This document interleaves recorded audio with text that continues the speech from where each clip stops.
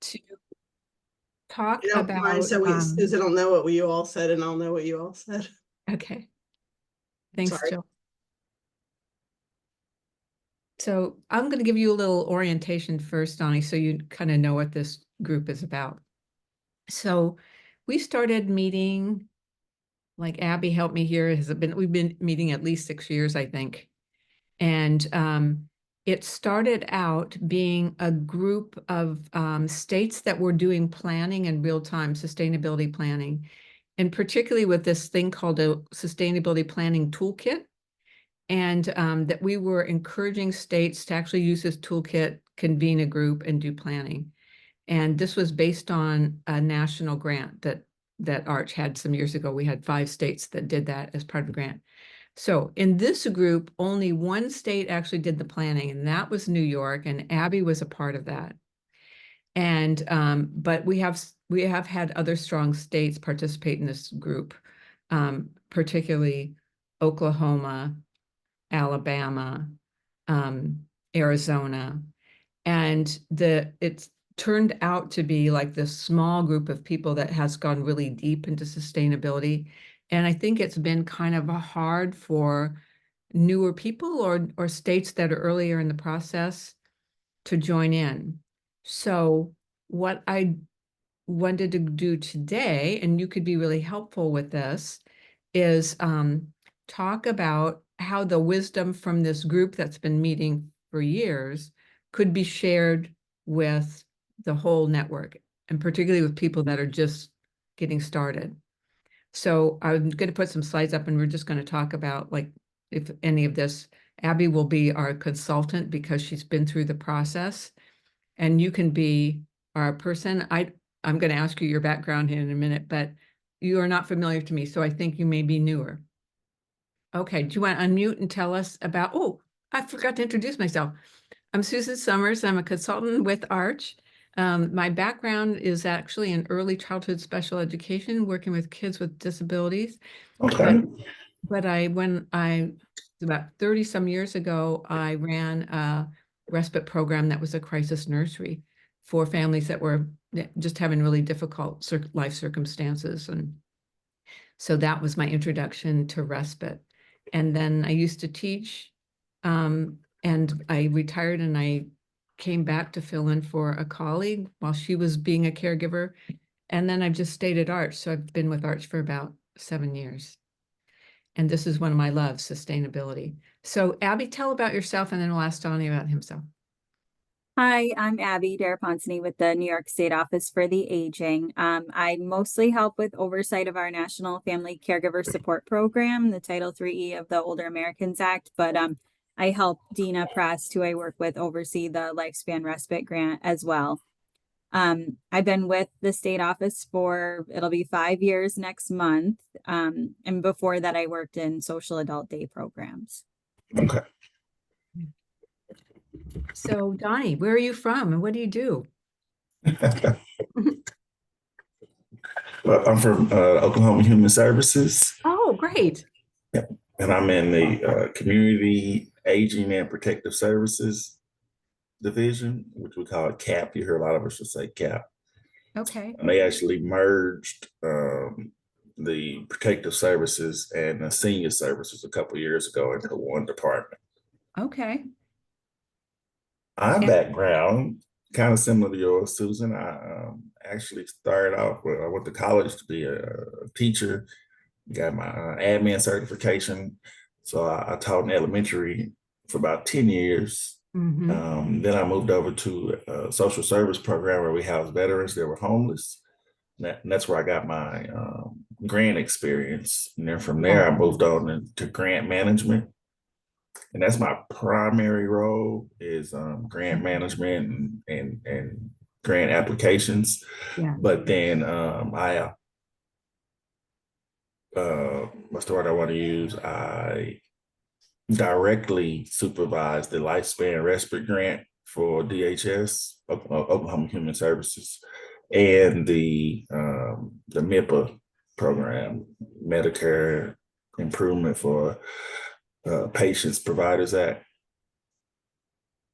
So those two programs, I directly manage the staff, but then the majority of my time I'm managing grants and writing grants, looking for new opportunities. Okay, so And I just started with Oklahoma Human Services in end of February, beginning of March. okay. So your perspective is going to be good for this, because, you know, one of the things, the sustainability is like, you know, just keeping things going, even when a grant ends.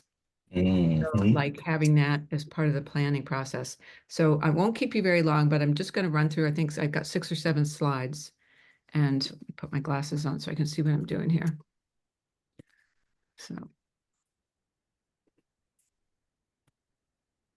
And sorry. Here we go.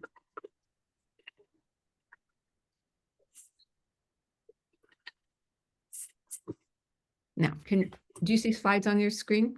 Yes. Okay. So this is just an idea that we've had with the group. So what has happened with this group? Like I said, it's this group of people that have been around for a long time. Abby was a newer person, but she's like got running faster than anybody I've ever seen. She's really quick on the uptake. And I think that's like partly Abby's qualities, but also because New York, like Oklahoma, they have like strong team members. They know how to communicate with one another. They support one another. They're like more supportive than competitive. They're really collaborative and cooperative. And both of your states are like, I think, really, really strong in the leadership and partnership. So we've had other people in this group who you could just see if they were newer or if they were in a rural state where they really didn't have a team, they couldn't engage in the group discussions in the same way. And you know, like there were times where I just felt my heart kind of went out to people because they were just in a really different place than strong states. So my notion, like for this year, is like how to take the wisdom from this group and offer it in a way that people, especially people that are newer, could kind of see sustainability from A to Z and not be intimidated by it, like know where to go for information, because we have a ton of information on the Arch website, but like where do you start? Especially if you don't have a framework, but even like understanding sustainability. So that was my thinking. And so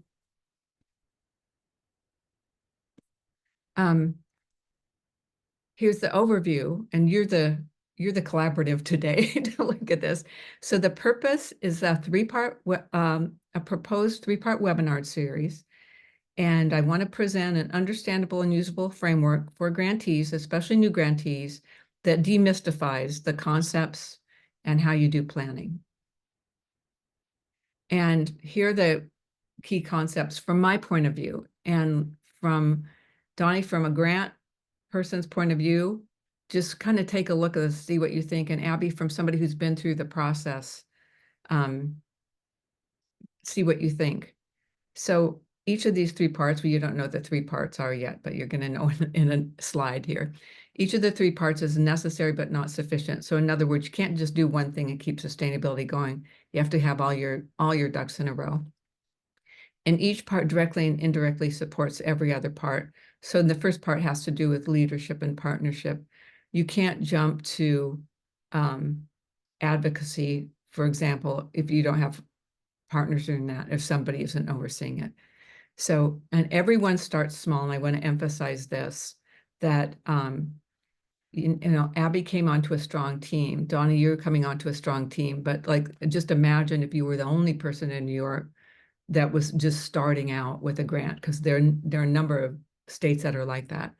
And everyone experiences hiccups along the way. It's not always smooth sailing. And that purposeful planning is a foundation to sustainability. It strengthens partnerships, provides a roadmap, provides a way of gauging how well we're doing, and it bolsters accountability to caregivers, families, partners, and funders. So I want people like to see how useful this is when you do it. It's kind of daunting to start planning, but there's a payoff. And the format, this is the way I imagined it. There'd be a 10-minute max introduction with the learning objectives. This is what we want you to get out of it. And the presentations would be 30 to 40 minutes with questions and discussions, but the state presenters would decide on that. And they could choose to go 90 minutes rather than 60 minutes if they felt like they had a lot of content. So there would be 3 webinars spread over the year. And the presenters are, I'm going to make suggestions for presenters. You'll see who those are. Okay, so here's what I see as the first part: leadership, partnership, and mentorship. I see the Oklahoma team as being really good at this. I also see the New York team being as really good at this, but I left New York off because we have asked them to do about 200 presentations on planning. And so this is not an assignment. We're just going to, ask people. We know which states are really good at this. And we're going to ask them, who's interested and who's willing. So the key topics I see are sharing leadership. Who are the leaders and how do you share the power? Participation, who participates in the broader team and specialty teams. I really thought about Oklahoma for this because of over the years, the use that the coalition has this broad representation, and you have the experts that go out, and you have the brown bag lunches, and you have this kind of specialty expertise, areas of specialty expertise. And I remember Nadine talking about, and I just thought that's a pretty brilliant structure to get really wide buy-in, but also have real things that you want to accomplish through that buy-in. It's not just people attending a meeting, it's people engaged in different ways. Another example would be your state conference, I think is really strong and it engages people in a lot of different ways, including caregivers. So what strategies promote active participation and inclusiveness? And I mean, both Oklahoma and I think New York are particularly strong in that way. And then anticipating future needs, mentoring and succession planning within and across organizations. What happens when a key leader is gone for a period of time or leaves a job or retires? And we've seen states that were really strong actually fold when that happened. Or another thing that we've seen is a state that appears strong if the government has a change, and that changes not within the respite grant, but at a higher level, you get a new appointee that doesn't know what respite is or has other priorities. So how you kind of think about that and what you can do about that. And then what I thought I could do for every one of these 3 parts is go through all the stuff on Arch, make a kind of short list, 1-pager. Here's where to start with this topic.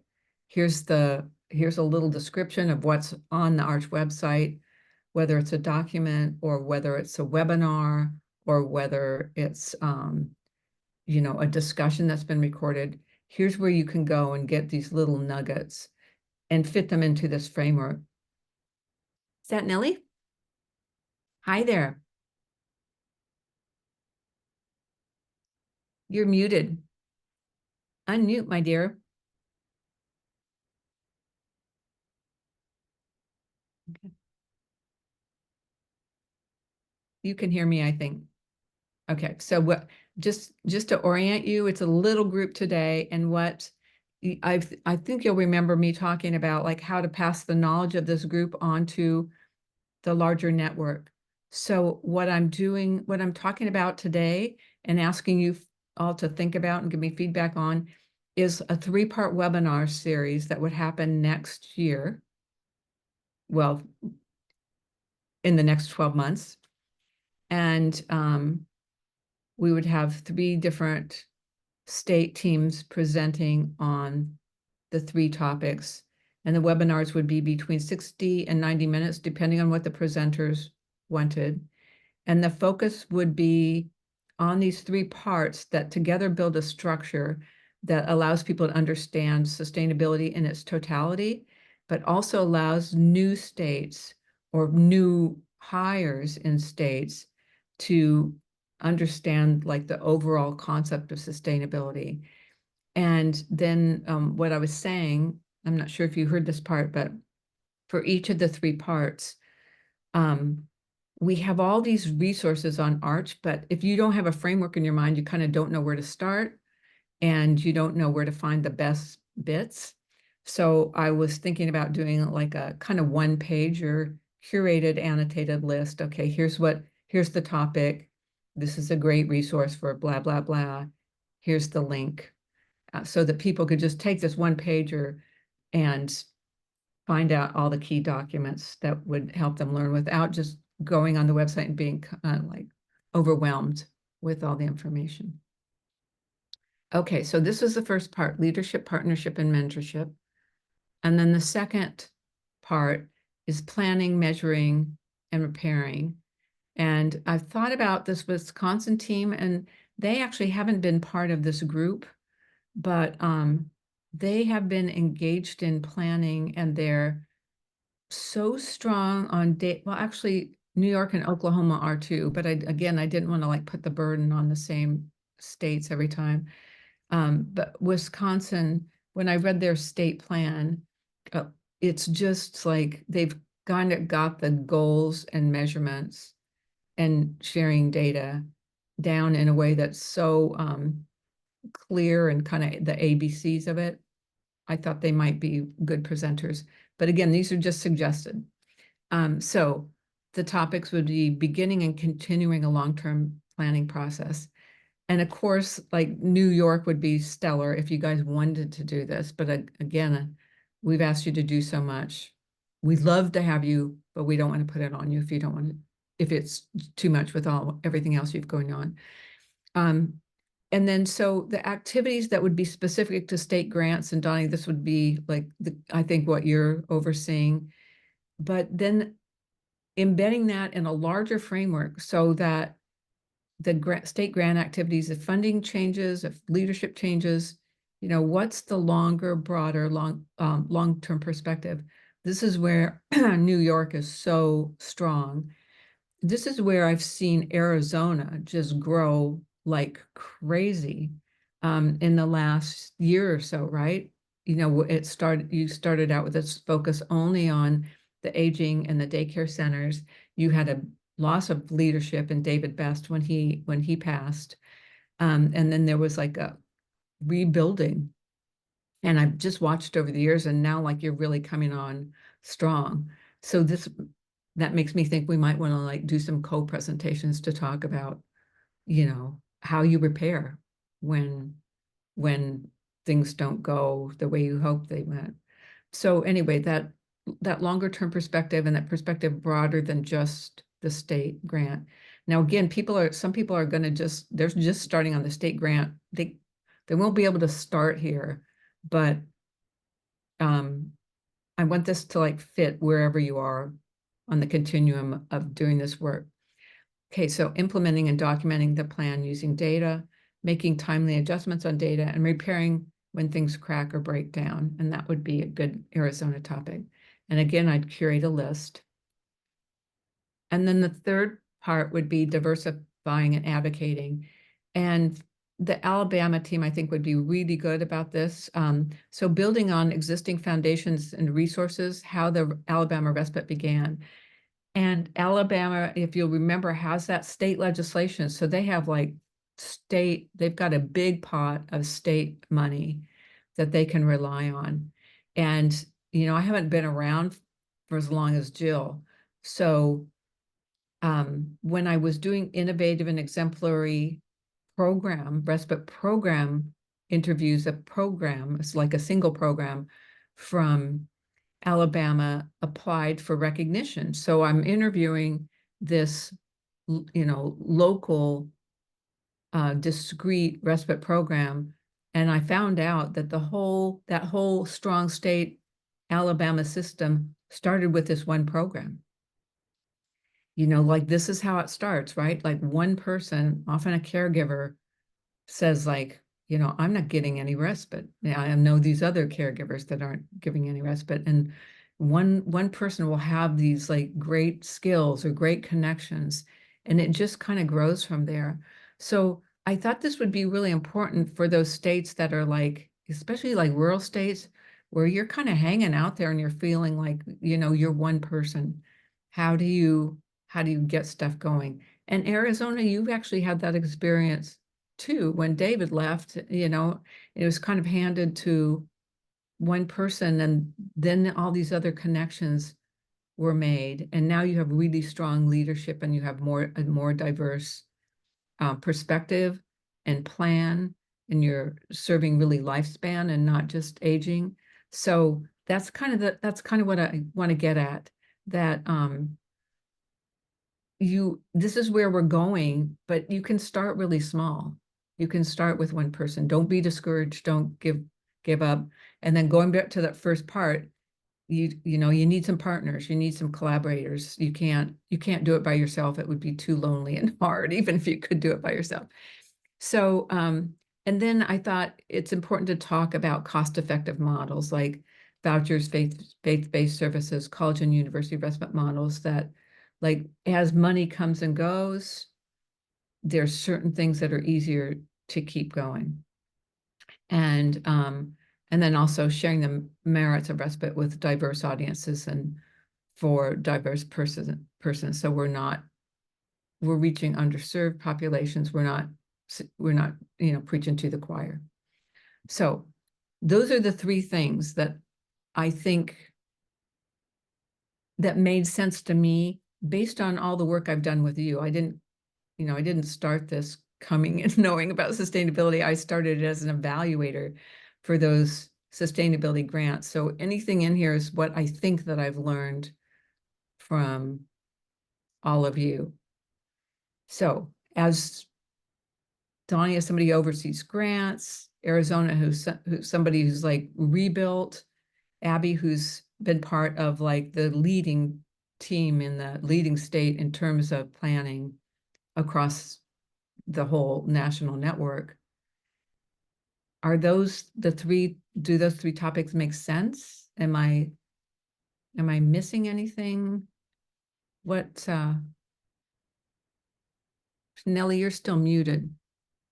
Not sure why. Are you having trouble unmuting? Shoot, I am terrible with Zoom. Anybody have any tips for?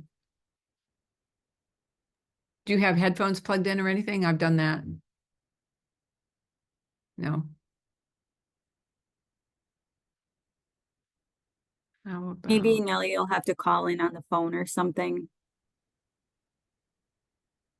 But Susan, I think that the topics and the content is really great. I especially think that diversifying and advocating will be really helpful. Because, you know, even though New York has gone through the sustainability planning, I think that's something that we still need to work on, is like diversifying funding, because, you know, if Lifespan Respite Grant goes away, what do you do? Right.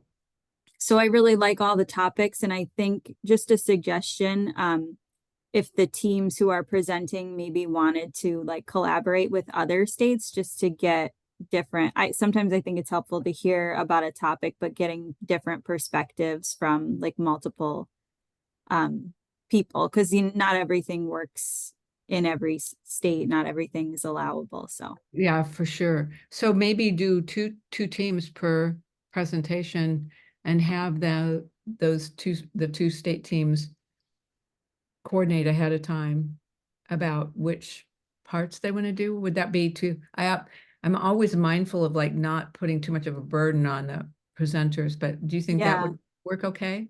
Or even if like the state who is chosen, like if they, you know, think of somebody else that they want to get input from or something like that. But Okay. I mean, that's just the thought that I had. I don't know if others think it's a good idea too, but And I think it's a really good idea. I'm trying to like I'm so horrible on Zoom. I was trying to get to chat for Nellie to see if I can figure that out. How about you, Donnie? We're just looking over grants and just your experience with the way people write grants and whether or not they're thinking ahead. And Yeah, most grant applications do have the sustainability portion, yeah, but this will help you actually put a feasible plan into place. I know when I normally answer it, it's like we will use the data from the grant to present to leadership for permanent funding, right, but yeah, it's not as thought out as this. It's kind of just to answer the question. right. But that's really, I think that's really key what you're saying. And I just noticed I read all the state final reports and do the summaries. And like every state that I know is strong does exactly what you're saying.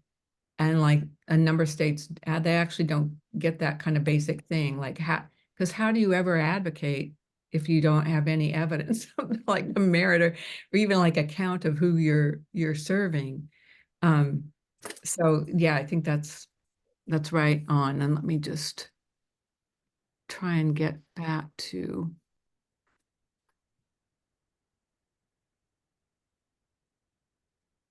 Okay, Nellie, do you want to write something in the chat?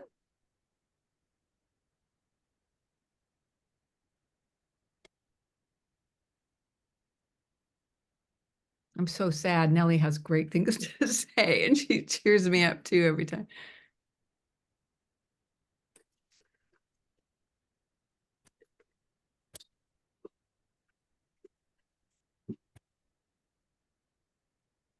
Okay. Anybody think of anything that's missing from this, or is it too much? Okay, I'm not getting what you're saying.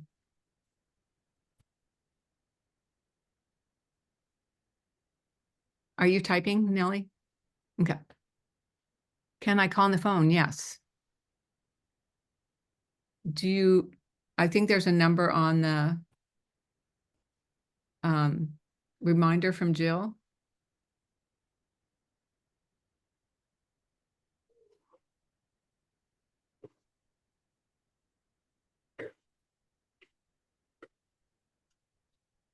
Is this too much information over?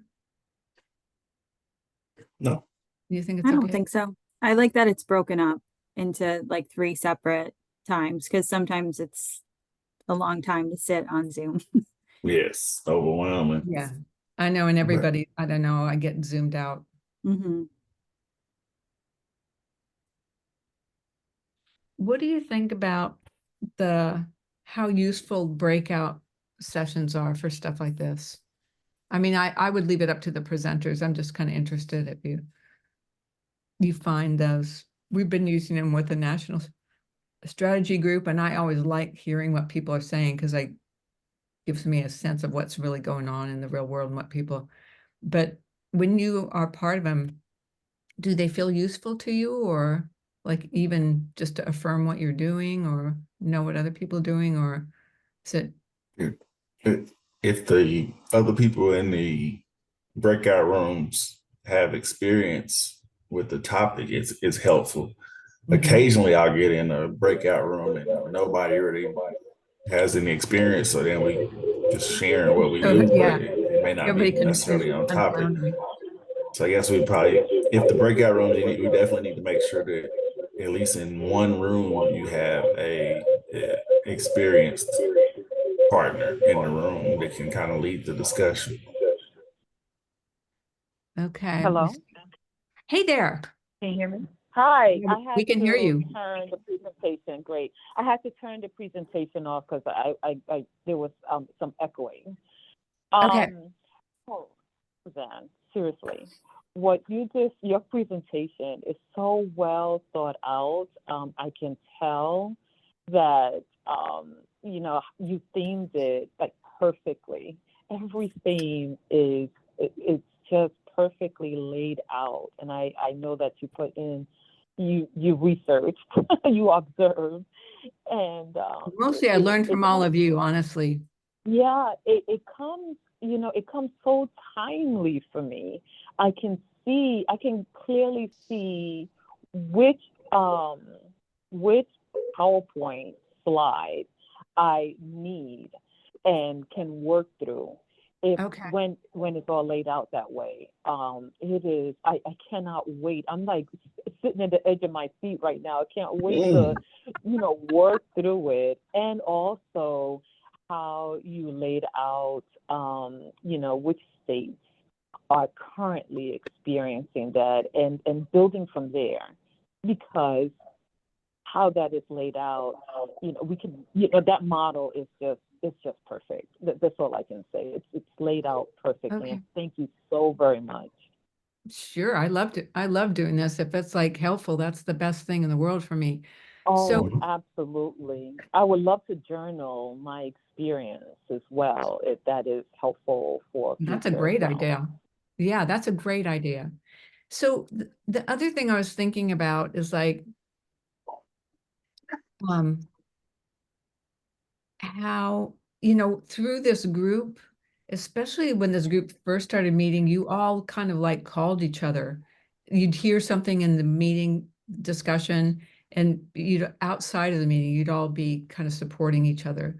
So this may just be completely impossible with a wider network, but I'm wondering if there's a way that people can, like newer people, when they hear something, is it too much of a burden to, kind of open that up to ask states, or maybe we can ask states if they're willing. Are you willing to entertain questions outside of this presentation if somebody, if one state wants to call a presenting state? Do you think that's like too much to ask of, you all have like really busy lives? Is that, Yeah. we're asking you then to, mentor or do TA? Is that kind of too much, do you think? I don't think No. it's too much. I don't think it's too much at all. It's just, I'm sorry, I'll wait because I can't see. Yeah. Okay. My thought is, certainly as you presented, ask them to volunteer. A Right. facilitator like yourself can, let's hear out for a potential match, and you can help us, especially new people. We don't know who to link with, who to link Right. up with. So Mhm. a facilitator, trained eye facilitator like yourself can listen in and sort of easily spot, oh, you're potentially at this level, and I know a good, a mentor that can help you through this. Right. If you can do that with a facilitator, not you, I'm just saying, Yeah. a keen-eyed facilitator can help link. Because I remember, just coming around, and I would have loved for, someone to say, it sounds like you're going through this, and Right. let's connect you with, and don't get me, and I'm just sharing my experience. I how did I get through it was, obviously the opportunities you and Jill offered to sit in the learning collaboratives and meetings, and Right. just introducing everyone to each other, and also the conferences we've gone through, that helped me get to Yeah. know who's who, and Yeah. link, that networking opportunities you all provided worked perfectly. If Okay. you are instituting a peer-to-peer kind of matching, initiative, it would be great if, coming on board, a trained facilitator says, with that history, knows who we should connect with, and also ask for volunteers, Right. if they want to. I certainly want to be part of, Yeah. that mentorship program. So what I when I'm thinking about as you're talking is like Abby's suggestion for 2 teams presenting together. So like people would be exposed then to 6 states rather than just 3. So Oh, that's that is good. that's good right off the bat. And then Yeah. um and then just the offer would be like to call Arch when you have a particular issue that came up Mm-hmm. during these, and we'll connect you. We'll do the legwork to Oh, connect people. that is good. And I think it can be that simple. Okay. I think that's good. Okay, kids. That's all this has been really a big help to me to talk this through with you all. Do you have anything to report before I let you go on to your summer day? Yes, I do. Okay. So Arizona, we're talking about repairing and that journey. Mm-hmm. So Arizona, as you know, Susan and I, we've hired a consultant to help us with facilitating dialogues amongst stakeholders and caregiver providers throughout the state. Nice. We currently have, yeah, it is amazing. We started in January. And of course, I have to give credit to the previous ED because these type of discussions were occurring 2 years before, up to 2 years before. And it's just until recently, January, I brought in a facilitator to help with the dialogue, with the end result of coming up with an action plan to present to legislators, other care providers, organizations statewide. We have our reveal of the action plan, state action plan. We call it a family caregiver plan. We have that reveal in October. Wow, We've exciting. determined October 15th. It is amazing. Just the collaboration. What you learn when you listen to know, people. Yeah, exactly. So this initiative that you present comes so timely.